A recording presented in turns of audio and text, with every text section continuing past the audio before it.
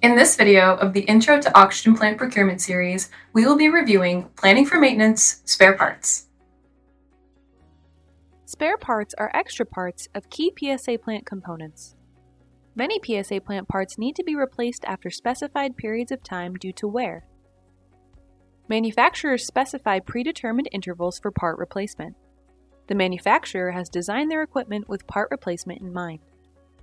Spare parts are also needed for many PSA plant repairs. To plan for spare part use and purchases, you must first consider the operating plan of your plant, the resulting running hours, and the manufacturer's recommended service intervals. The next few slides will discuss how this helps plan for spare parts in more detail. The operating plan of a PSA plant will impact the need for spare parts. This is because the operating plan will influence the running hours on different pieces of equipment. For example, a plant with a booster compressor may run a booster compressor 1 hour per day, 24 hours per day, or any length of time in between. The more the booster compressor runs, the more quickly it accrues running hours. There is a wide range of ways a hospital can run a booster compressor. This means there is a wide range of possible running hours the equipment may have. A second example of the impact of operating plan on running hours is the case of a PSA plant that supplies oxygen via direct piping.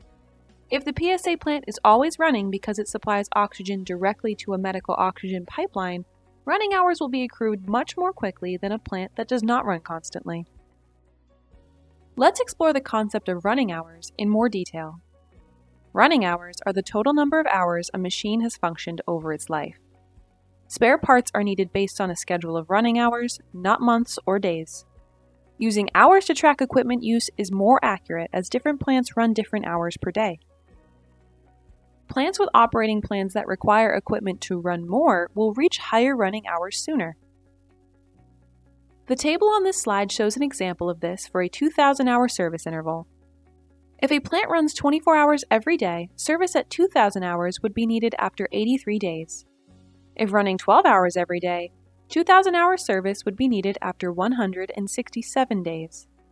If running 8 hours every day, 2,000-hour service would be needed after 250 days. The more frequently a plant operates, the more spare parts will be needed. A piece of equipment in the PSA plant will track its running hours. Different parts within a single piece of equipment will have different service intervals. Take, for example, the air compressor of a PSA plant. A sample maintenance schedule is found for that piece of equipment on this slide. Tables like this are found in equipment manuals specific to the model of your plant. This slide shows an example of 3 components within the air compressor. The air compressor will track its running hours, and service will be needed on its different parts at different times. The oil filter service kit will be needed every 2,000 hours.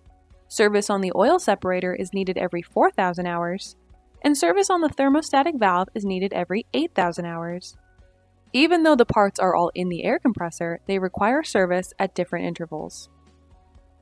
It is important to follow the manufacturer's minimum recommended service interval, but there may be cases where the maintenance schedule is not followed exactly.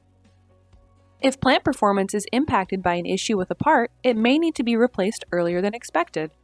This is common in dusty environments with filters.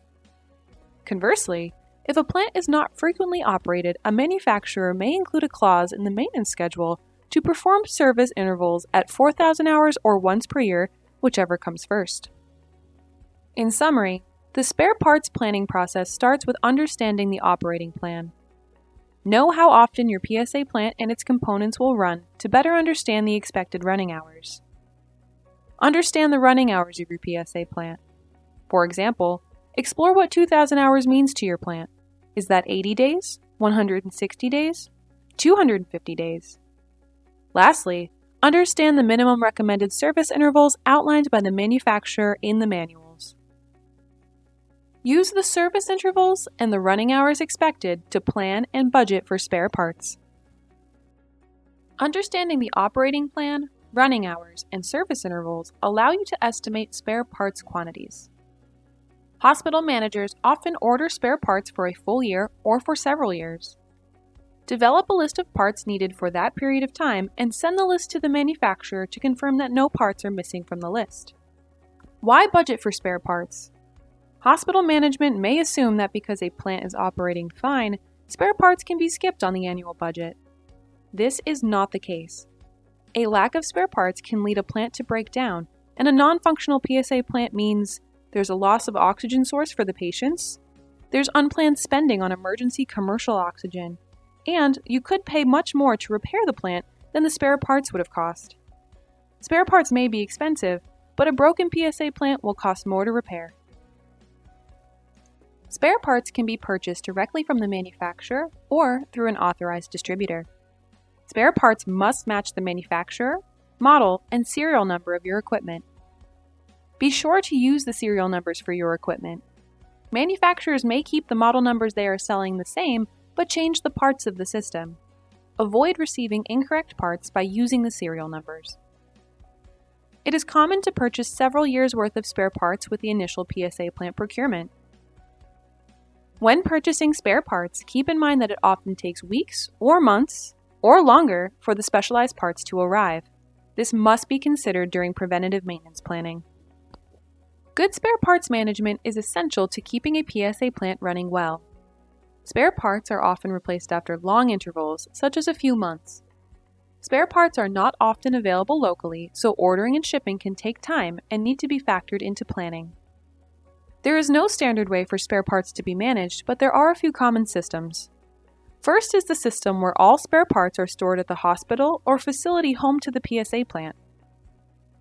It is recommended that spare parts are stored in a closet or office space, not in the PSA plant container or plant room.